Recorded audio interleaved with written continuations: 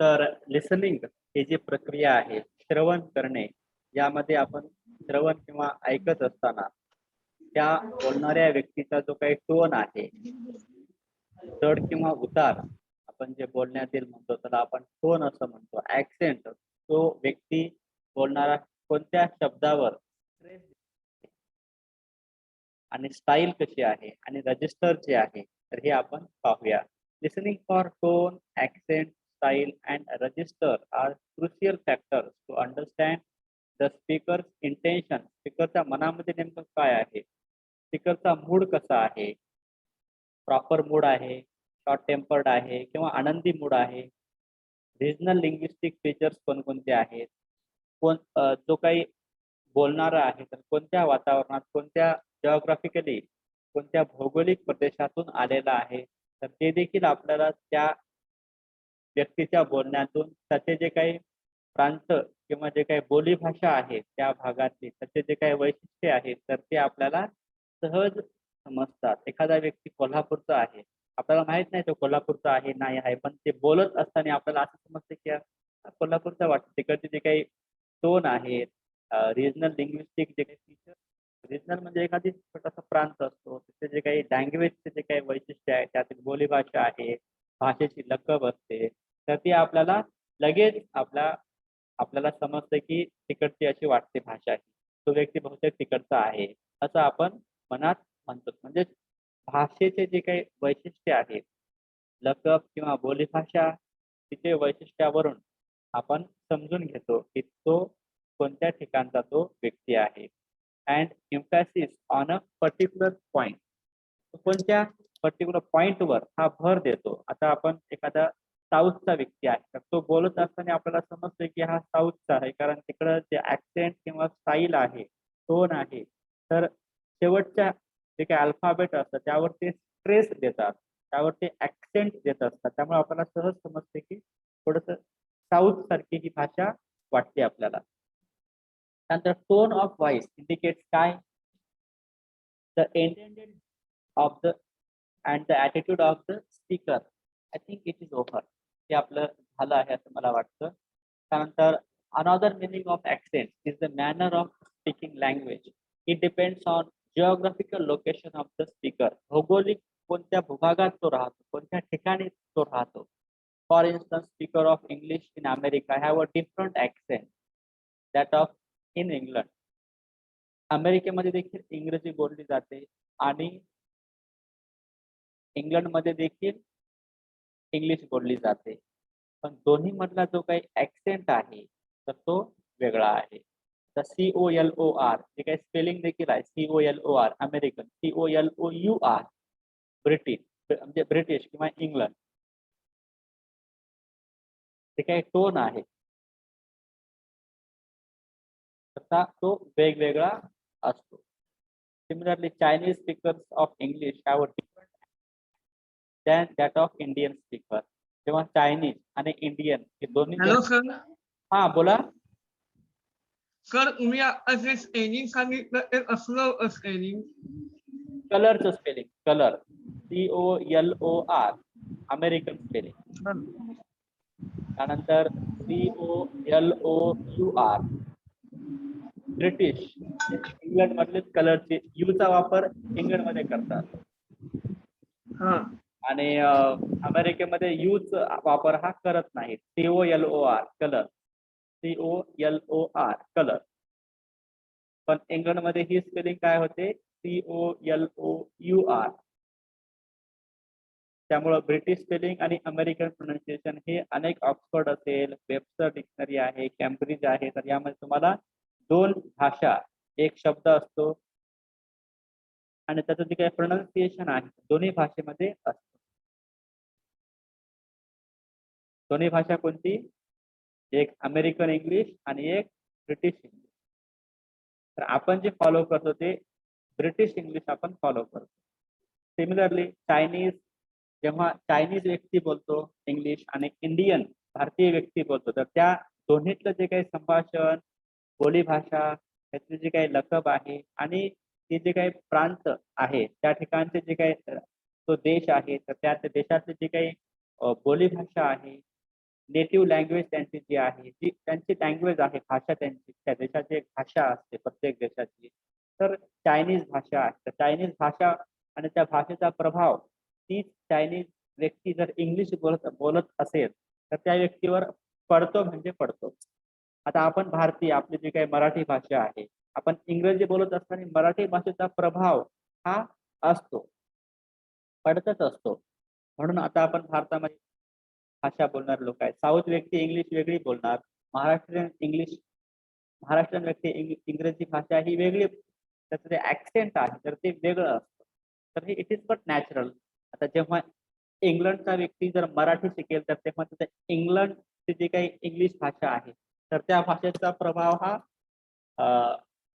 पडणारच त्यानं जरी मराठी बोलण्याचा प्रयत्न केला तर तो थोडंसं आपल्याला वाटेल की थोडंसं अडखळतोय किंवा इंग्लिश सारखंच बोलतोय असं आपल्याला वाटू शकतं कारण तो प्रभाव असतोच तो प्रभाव हा तो कमी करू शकत नाही कारण तो जन्मताच उपजत तो असतो so similarly Chinese speaker of English have a different accent than that of a Indian speaker accent हा वेगळा असतो so sometimes one may have to listen to speakers from different geographical locations जे काही वेगवेगळे भौगोलिक प्रदेश आहेत तर त्यानुसार बोलीभाषा बदलत असते म्हणूनच one develop a habit of listening to major accents so that one understands what is being spoken त्यामुळं प्रत्येक जे काही लिसनरनं चांगली जी आपण श्रवण क्रिया आपण ऐकलं भरपूर तर त्या भाषेचे ऍक्सेंट कसे आहेत त्या भाषेचे जे काही वैशिष्ट्य बोली भाषेचे कसे आहेत तर ते आपल्यास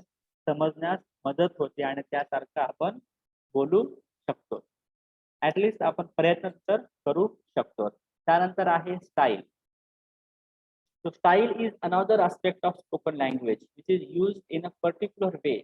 Style जे आहे त्या particular context मध्ये ह्याचा वापर हा होत असतो. It includes formal and informal style of speaking. आपली जी काही स्टाईल आहे फॉर्मल असेल हाय हॅलो जे काय आपण आहे इनफॉर्मल आपण फ्रेंड्स वगैरे ती स्टाईल जी आहे बोली भाषा ती वेगळी असते फॉर्मलला आपण वेगळं बोलतो फॉर्मल तर बँकेच्या मॅनेजरला आपल्याला भेटायचं आहे आपण फॉर्मल असतो पण आपण वगैरे बोलत असताना इन्फॉर्मल होत असतो त्याचं फॉर्मॅलिटी आपण करू शकत नाही ऍज पर द कॉन्टेक्स्ट पार्श्वभूमी कशी आहे तर त्यानुसार आपण आपलं जे काही संज्ञा पण आहे कम्युनिकेशन आहे तर ते वेगळं फॉर्मल आणि इनफॉर्मल होत असतं तर listeners have to look for the markers of the style such as the formal or informal diction structure of the sentence हे वेगळं असतं so last is the register एक आहे register is a variety of a language language जे variations असतात त्याला register असं म्हणतात which is used in a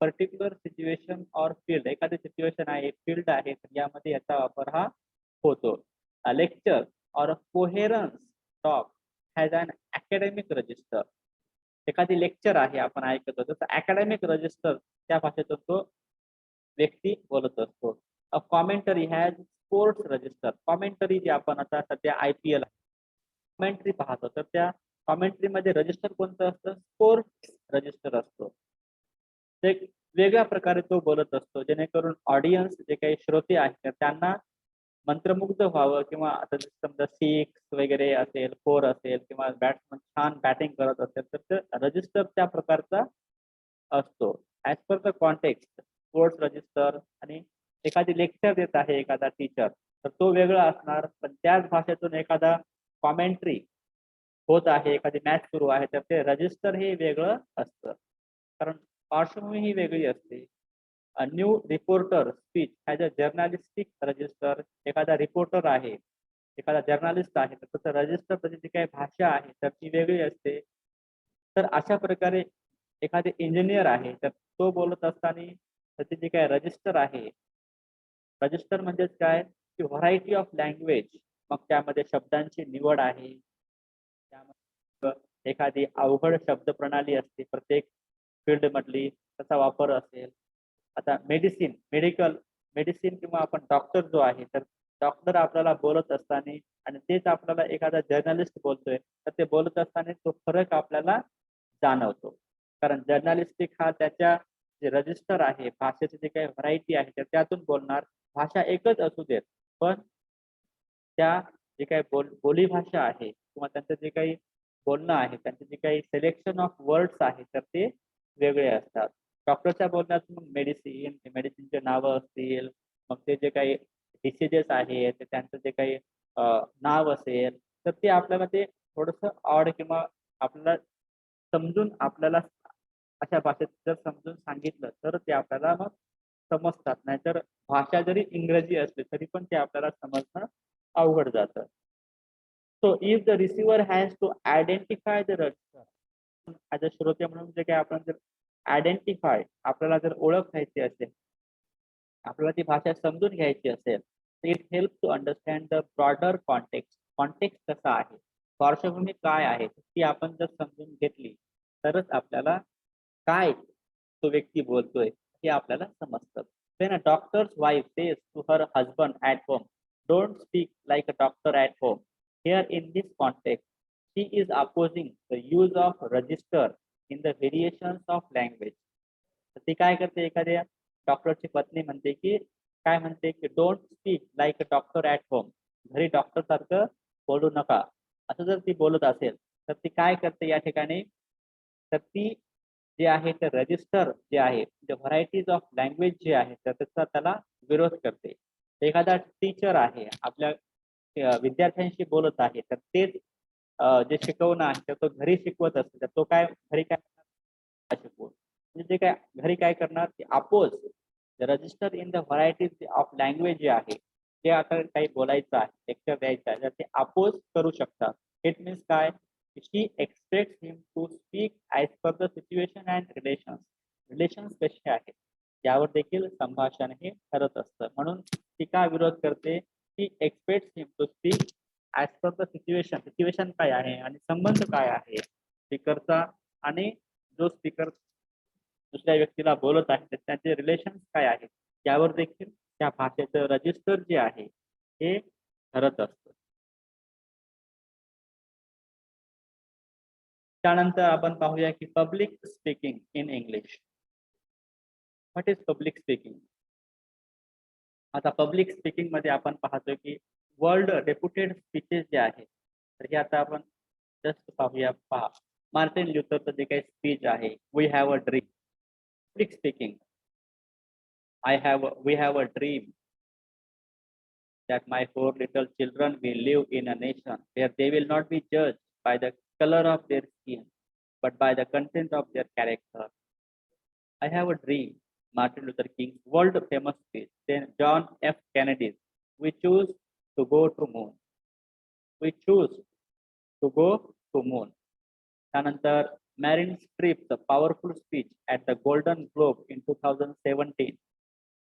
Or Priyanka Chopra's full power of women speech at the award acceptance ceremony for her work with UNICEF are some of the best speeches in English. Find some more speeches that have influenced the public imagination and find out which of the strategies mentioned above reflect in these speeches. तर तुम्ही हे घरी जे speech ऐकायचे, we have a dream ऐका, John F केनेडीचं we choose to go to moon आणि Meryl Streep powerful speech at the Golden Globes in 2017 हे तुम्ही लिहा आता. Or Priyanka Chopra full power of women हे स्पीच तुम्ही ऐका आणि ह्याच्यामधील तुम्हाला महत्वाचं काय वाटलं, काय असं यांच्या स्पीच मध्ये होतं तर ते तुम्ही लिहायचं आहे. म्हणजे तुम्हाला स्पीच कसं असतं काय नाही हे तुम्हाला थोडंसं समजण्यास मदत होईल. तर ही ऍक्टिव्हिटी तुम्ही घरी करायची आहे. मार्टिन ल्युथरचं जे स्पीच आहे ते मग तुम्हाला मी पाठवेन हे, तर हे तुम्ही ऐकायचं आहे. So public speaking in English. What is public speaking? Public speaking nowadays is gaining significant role. आपलं जे काही सहभाग आहे पब्लिक स्पीकिंग, तुम्ही छान वक्ता जो आहे, पब्लिक स्पीकिंग वक्ता, तुम्ही छान श्रोते असाल तर तुम्ही छान वक्ते होता. तुम्हाला जे काही स्पीचेस मी सांगितले तर ते आज तुम्ही ऐकायचे. Public speaking in English. What is public speaking? The activity Cambridge dictionary मध्ये काय आहे, the activity of speaking on a subject to a group of people. एखादे ग्रुप ऑफ पीपल आहे त्यांच्या समोर तुम्हाला जे काही तुम्ही बोलत असता फॉर्मल लेवलवर, एका प्लॅटफॉर्मवर, एका मंचावर तुम्ही जेव्हा बोलता, व्यासपीठावर तुम्ही जेव्हा बोलत असता, तर त्याला आपण पब्लिक स्पीकिंग असं म्हणत असतो. त्यानंतर दुसरी डेफिनेशन आहे process of speaking to a group of people in a structured deliberate manner. एखादं स्ट्रक्चर आहे, एक रचना असते बोलण्याची, भाषण सुरू करणे, मग विशिष्ट जे काही विषय वक्त्याला दिलेले आहेत त्याची सुसंगत अशी मांडणी करणे, डेलिबरेट मॅनर, त्याला एक जाणीवपूर्वक त्याला मांडणी ही करावी लागते. डेलिबरेट मॅनर इंटेंडेड टू, त्याचा काय उद्देश असतो, टू इन्फॉर्म, इन्फ्लुअन्स और एंटरटेन द लिसनर्स. आता तुम्ही लेटेस्ट एक जे आहे, तर हे एक स्पीच तुम्ही आता जे काही निळकंठ शेरे सर आहेत यांचं तुम्ही ऐकलं 5 तारखेला. केव्हा ऐकलं, तर 6 तारखेला. तर त्याचा जे काही विषय होता की विद्यार्थ्यांची जी काही जडणघडण आहे महाविद्यालयीन जीवनामध्ये कशी होते आणि एक जागतिक दृष्टिकोन विद्यार्थ्यांना महाविद्यालयीन जीवनामध्ये कसा लाभतो, तर याविषयी त्यांनी जे बोललेले आहेत. मग काय त्याने स्ट्रक्चर्ड वे त्यांना जो काही वेळ दिलेला आहे आणि डेलिबरेट मॅनर असे जे काही डिपार्टमेंट्स आहेत, विभाग आहेत, त्यांच्याद्वारे तुमची जे काही जडणघडण होते, इन्फ्लुअन्स और एंटरटेन द लिसनर, काही त्यांनी मला जे काही इन्फ्लुअन्स काय नेमकं आहे तर हे सांगण्याचा प्रयत्न केला. So it is closely allied to presenting. Presenting सारखंच हे असतं, although the latter has more of a commercial advertisement connotations. So having identified keywords महत्वाचे जे काही शब्द आहेत हे महत्वाचे असतात. We understand that public speaking is an act, एक कृती आहे, ऑफ पब्लिक ऍक्ट आहे, or speaking in public in an organized manner with a certain goal or intention. एखादी सर्टन एक ध्येय असतं, एखादं इंटेन्शन असतो स्पीकरचा, तर त्या उद्देशानं तो व्यक्ती वक्ता हा बोलत असतो. जेव्हा सुभाषचंद्र बोस तुम मुझे खून दो आजादी दूंगा, हे जे काही त्यांचं जे काही वाक्य आहे, रेडिओवर त्यांचं जे काही संभाषण व्हायचं, पब्लिक स्पीकिंग जे आपण म्हणतो, तर अनेक लोकांना त्यांचं जे काही ध्येय होतं ते आपल्याला स्वातंत्र्य हे मिळायला हवं, त्यांचं जे काही इंटेन्शन होतं.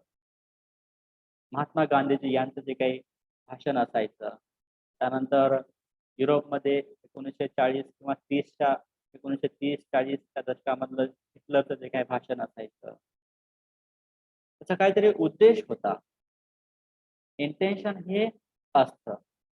त्यानंतर पुन्हा आपण छान भाषणापैकी अटल बिहारी वाजपेयी असतील, असे जे काही अनेक लोक आहेत त्यांचं जे काही भाषण असायचं, तर त्याचा काहीतरी उद्देश, काहीतरी ध्येय, काहीतरी कारण असतं. त्या कारण जे आहे तर ते साध्य अनेक इलेक्शन मध्ये अनेक लीडर, अनेक नेत्यांचे भाषण असतील, ते एक कारण असतं. तर त्या कारणाला कारण आहे तर त्याच्याशी संबोधून एखादी भाषण हे असतं. Why, the why of the public speaking. Why public speaking हे का महत्वाचे आहे, कारण काय आहे. One of the greatest fears that many of us have in standing up in public. अनेक लोकांना एक जमाव जो आहे तर त्यासमोर उभं राहण्याची खूप मनामध्ये भीती असते. Standing up in public and doing a speech. आणि स्पीच देणं म्हणजे मनामध्ये खूप भीती असते, कसं व्हावं काय नाही, पाय थरथरतात, गळ्याला कोरड पडते, तहान लागते, काय नेमकं बोलायचं आहे तर ते सुचत नाही, घाम येतो. मग हे का होतं, तर ते जे काही डेअरिंग आहे, जे काही करेज लागतं वक्त्यामध्ये, तर ते जर सुरुवातीला नसेल, कुणीही खाली पडतो किंवा भीतीही वाटते, ही साहजिक आहे. पण हळूहळू जेव्हा प्रॅक्टिस करत करत तो जो भीती असणारा जो काही व्यक्ती आहे तर तो चांगला वक्ता आपल्या प्रयत्नाने होऊ शकतो. According to a report publish in Forbes, public speaking, फॉर्ब्सचं जे काही वर्ल्ड रेप्युटेड मॅगझिन आहे त्याच्यामध्ये काय आहे की public speaking is considered to be a major source of anxiety for रफली 73% ऑफ पीपल वर्ल्ड वाईड. जगामध्ये फॉर्ब्स यांनी असं संशोधन केलेलं आहे. फॉर्ब्स मॅगझिन आहे. तर पब्लिक स्पीकिंग काय आहे? Is considered to be a major source anxiety असते. कसं होईल? लाखो लोक हे माझं स्पीच ऐकतील. तर सोर्स ऑफ अँझायटी आपल्याला एक त्रास होतो. अँझायटी निर्माण होते. एक बेचैनी जी आहे मनामध्ये निर्माण होते. असे किती लोकांना होते? 73% लोकांना होते. जगात संशोधन 73% नॉट 73% लोकांच्या मनामध्ये जे आहे ते एक वेगळी बेचैनी, कसं होईल, घाम येणार, कसं होईल, आता कसं होणार, अशी जी काही भीती आहे तर ती असते. इट इज ऑल्सो त्याला काय म्हणायचं की त्याला ग्लॉसोफोबिया असं म्हणतात. Fear of public speaking. तर त्याला आपल्याला ओव्हरटेक करायचं असेल तर त्याला कंटिन्युअस प्रॅक्टिस आणि नेहमी आपल्याला इम्प्रुव्हमेंट करायला हवं. ही जी आपल्या मनामध्ये नेहमी इच्छा हवी. एखादी संधी मिळाली तर आपल्याला त्याचा उपयोग हा करून घेता यायला हवा. जेणेकरून आपला जे काही भीती आहे तर ती कमी व्हायला मदत होते. आणि नेहमी प्रॅक्टिस, नेहमी बोलत राहणे स्टेजवर. नेहमी नवीन-नवीन गोष्टी, नवीन-नवीन कॉन्टेक्स्ट येत असतो. त्याला आपल्याला तोंड द्यावं लागतं. अनेक जे काही श्रोते आहेत तर त्यांना कंटाळा येतो. मग काही चुटकुले असतील, काही जोक असतील.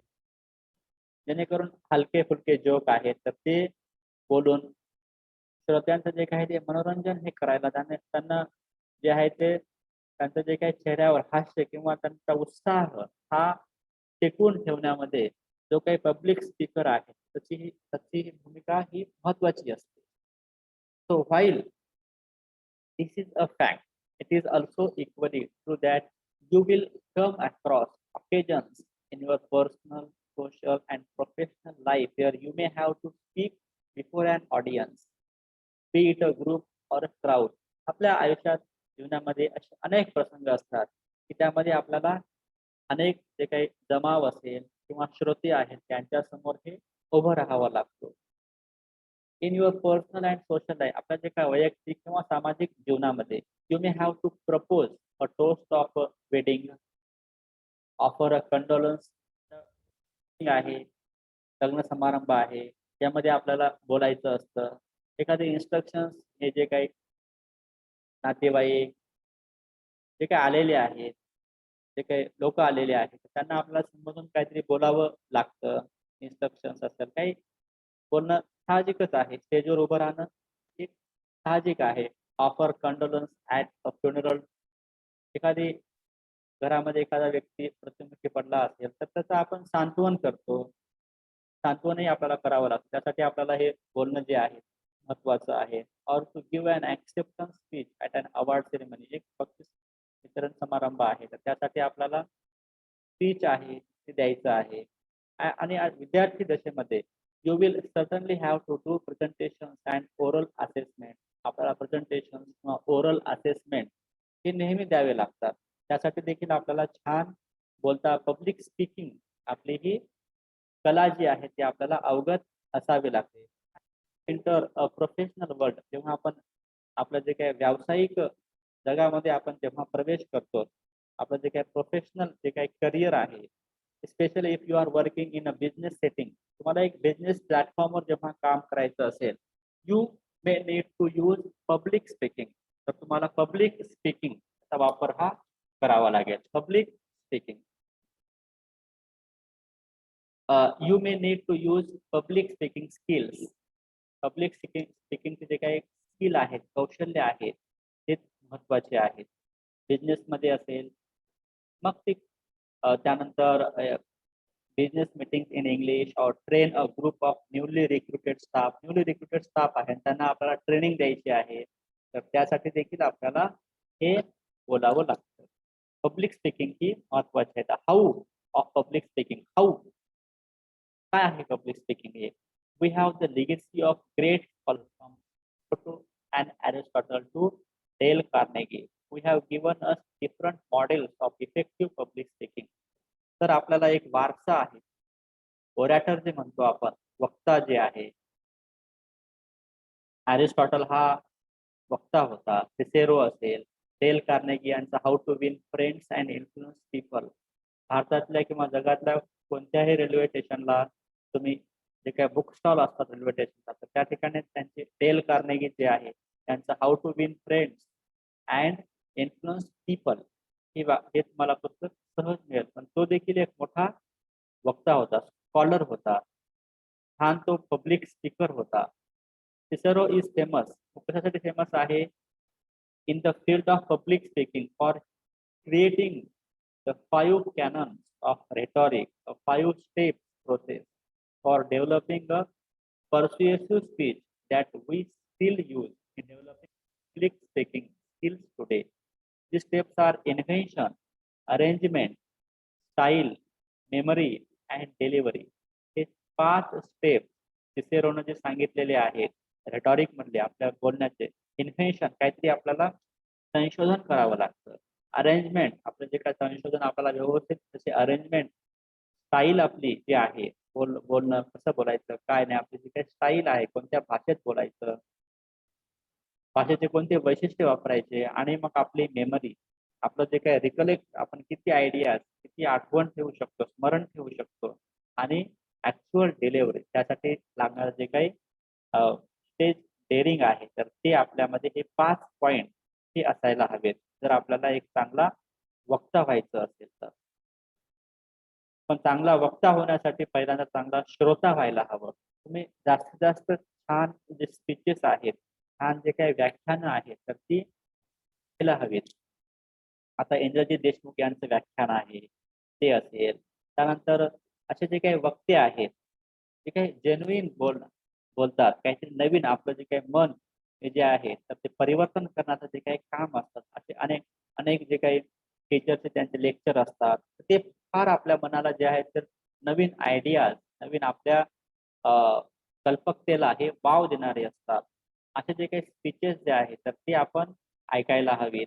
आता विद्यार्थी जीवनामध्ये जेव्हा कॉलेज त्याच्यामध्ये आपण जास्तीत जास्त आपले जे काही शिक्षक आहेत तर त्यांचं जे काही आपण लेक्चर हे ऐकत असतो ते पब्लिक स्पीकिंग जरी एक्झॅक्ट नसेल तर आपल्याला ऐकण्याची एक संधी प्राप्त होते. मग त्यांचे जे काही ऐकणं असेल त्यातून आपली जी विद्यार्थ्यांची जडणघडण जी म्हणतो ही होत असते.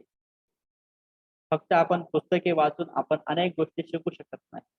जेव्हा आपण पब्लिक स्पीकिंग किंवा आपण जेव्हा श्रोते होऊ तर तेव्हा मग पब्लिक स्पीकिंग काय आहे तर ही जी गोष्ट आपल्याला हळूहळू आपण शिकत गेली पाहिजेत आणि ते आपल्याला मग समजले पाहिजे, त्याचा आपण वापर हा केला पाहिजे.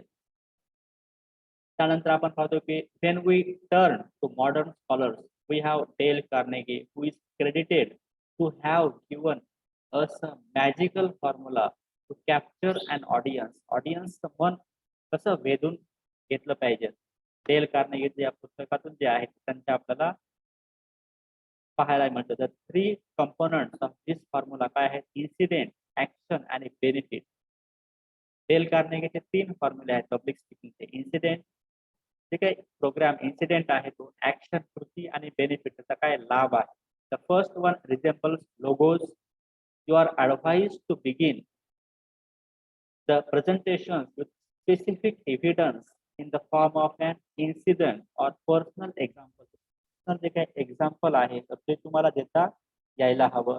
It is you are advise to begin the presentation with specific evidence. एखादी एव्हिडन्स काय आहे, एखादा पुरावा जो तुम्हाला योग्यरित्या द्यायला तुम्ही ज्या विषयावर बोलत आहात in the form of an incident or personal example. तुम्ही एक पर्सनल एक्झाम्पल देऊ शकता आणि अशा प्रकारे एखादे इन्सिडेंट सांगून इन्सिडेंटच्या आधारे अनेक उदाहरणांच्या आधारे एखादा विषय तुम्ही समजून हा सांगू शकता.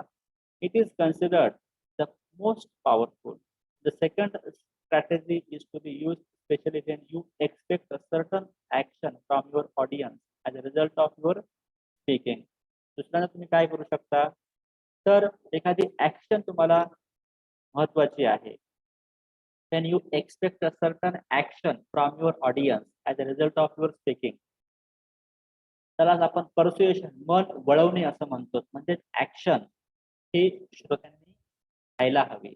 काहीतरी कृती करण्यास तुमचं जे काही स्पीच आहे तर ते परावृत्त तुम्हाला करता यायला हवं. Then you identify the desired action. जे काही डिझायर्ड ऍक्शन आहे clearly before you give your presentation and make sure that you deliver it at the end of the speech. आणि बेनिफिट काय आहे नेमका, ह्या गोष्टींचा बेनिफिट आहे, प्रोडक्टिव्हिटी काय होणार आहे, तर हे तुम्हाला शेवटी प्रेझेंटेशनच्या सांगता यायला हवं. शेवटी लाभ जे म्हणतो आपण, कन्क्लुजन जे आहे, समारोप मध्ये आपल्याला त्याचे जे काही बेनिफिट आहे तर ती आपण सांगता यायला हवी. अनेक इन्सिडेंटच्या आधारे सुरुवात करायची, मग ऍक्शन साठी उदाहरणं वगैरे द्यायचे आणि मग ह्याचा लाभ काय आहे. तर ह्या 3 गोष्टी, हे 3 फॉर्म्युला जो आहे डेल कार्नेगी यांचा, आपण एक्झिक्यूट आपण तो वापरायला हवा. To identify clearly before you give your presentation and make sure that you deliver it at the end of the speech. Short of the action. Short of the action, better it is remembered by the audience. Action जरी लहान असेल तरी पण ती कृती करण्यास आपल्याला भाग पाडणारी असावी. शब्द लहान असतात, छोटे जरी असतात, काही तासांचं भाषण असतं. भाषण काय 5-6 तासाचं नसतं, काही तास, ऍटलिस्ट हाफ अन आवर किंवा 1 तास ते 1.5 तास, 2 तास, जास्त काळ लोक जे आहेत श्रोते आपलं जे कॉन्सन्ट्रेशन राखून ठेवू शकत नाहीत. So and the last strategy is benefit. Benefit महत्वाचा आहे. फायदा काय, लाभ काय आहे. You ensure to convey benefits to the audience. आपलं जे काही बेनिफिट्स आपल्याला सांगता यायला पाहिजे. लाईक ऍक्शन, जे काही ऍक्शन आहे it should be short. Action थोडक्यात आपल्याला सांगता यायला हवं आणि towards the end of your speech, शेवटी हे आपल्याला सांगता यायला पाहिजेत.